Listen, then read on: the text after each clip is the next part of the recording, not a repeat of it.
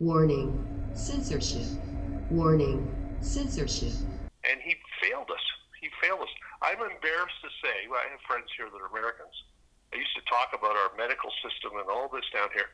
I'm embarrassed today to be a Canadian under his lack of leadership. Okay, and I'm a Hey there, Keean Bexte for Rebel News here. I'm in Florida right now, if you can believe it, standing outside of one of 800 emergency vaccination sites here in Florida. Yeah, the number is huge, and the number of vaccinations that are actually taking place in this state and in this country is even larger. They're vaccinating about 2 million people per day. Now, I'm here today to investigate the differences between the vaccination rollout in the United States when you compare it to Canada. And let me tell you, the differences are stark. So stark, in fact, that Canadians are fleeing their own country, going through the insane travel requirements that it takes to get from Canada to the United States and then back again, also that they can get one of these jabs, a dose of the COVID vaccine, whether it's Pfizer or the Moderna vaccines. They're going mainly to Florida or Arizona, and there's different cases for different people, but most of them are seniors. Some of them are nurses, actually, frontline workers who have left Canada because they were denied the vaccine in their own country. This was a nurse that I was speaking to. I put out a call just yesterday while I was in Florida to ask my followers if they knew anyone, or if even they themselves had come to the United States to get a vaccine, to bypass Justin Trudeau's failure and become a vaccine refugee, if you will. And people responded in huge numbers. I didn't expect it to be this massive, the amount of people that were coming here to either Florida or Arizona to get their vaccines. Now, this is one individual who I spoke to on the phone because actually he was going to go play a round of golf, and I don't blame him. The weather here is absolutely delightful. There's more reasons to come to Florida than just the vaccines. The freedom and the weather are pretty good candidates for that as well. This guy was just on his way to play a round of golf, and here was his explanation as to how and why he came to Florida and how he got the vaccine.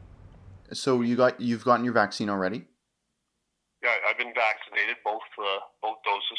Okay, and that's down here in Florida? Yeah, I arrived on the 24th of January, Mm-hmm. and that was a Sunday, and I was vaccinated on Thursday. Okay, so that's pretty quick. That's like a 5-day waiting period.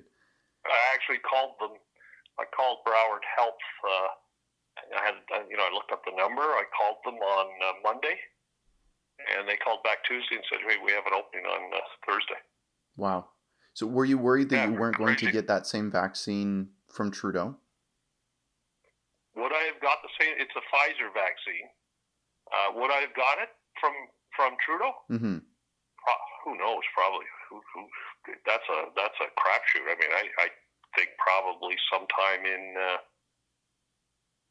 I would say probably June or July. I'm 65 years old, or 68 years old, and my wife couldn't get vaccinated because she's under 65. But they're already talking about opening up here for under 65. They'll probably open up in the next couple of weeks, and she'll get vaccinated here before we go back to Canada. It's a whole different ballgame. I mean, this guy Trudeau, he can't get the vaccines in. I mean, it's crazy. Why do you think Trudeau's falling behind on this? What do you think the cause is?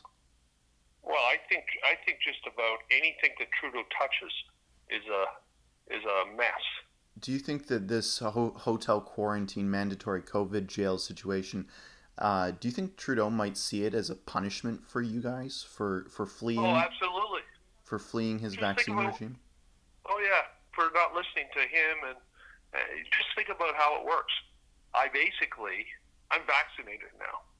I'm now going to have to take a test here in Canada before I fly back, and then take another test 3 days later at the airport, and then wait 3 days in a hotel, up to 3 days, and then a week later have to take another test.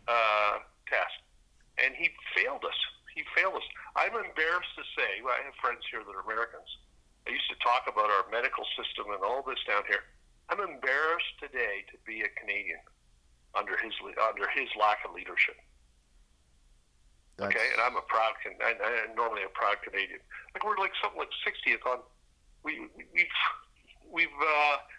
vaccinated 4 people out of every 100 in our country at this stage.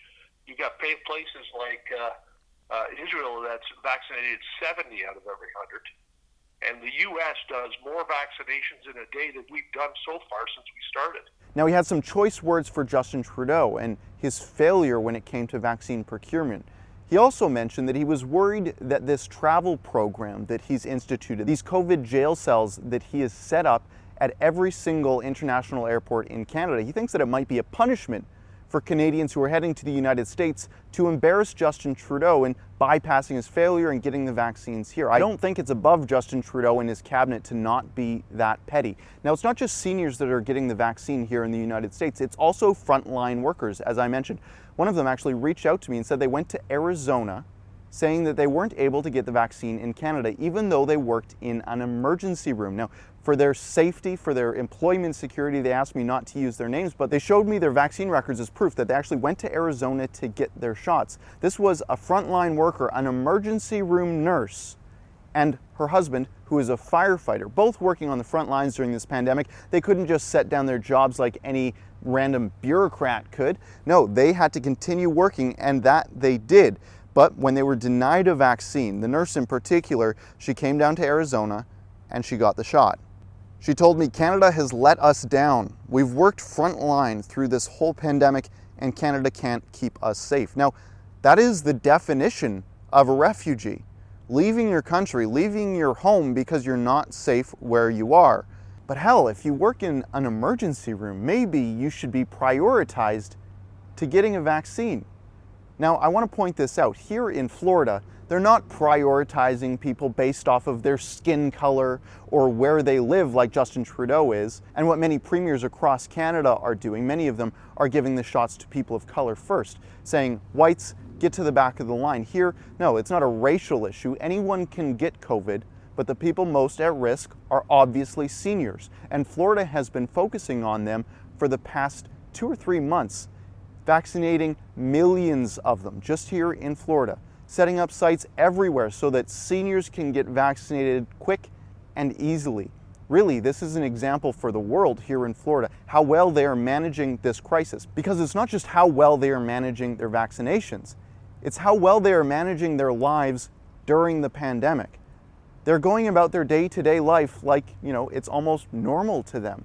People are swimming in their pools. People are going to bars. People are going to conferences, massive ones actually. Donald Trump was just speaking at one, CPAC here in Orlando. People are going to amusement parks. They're going about their lives, living their lives, going to work, seeing their friends, protecting their mental health and their physical health, both at the same time.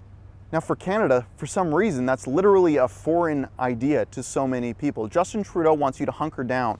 He wants you to think that if you step outside or go to the bar, you will die, or at least you'll kill your grandma. That, of course, is not the case. There is no crisis here in Florida, and if there is any, they're managing it well.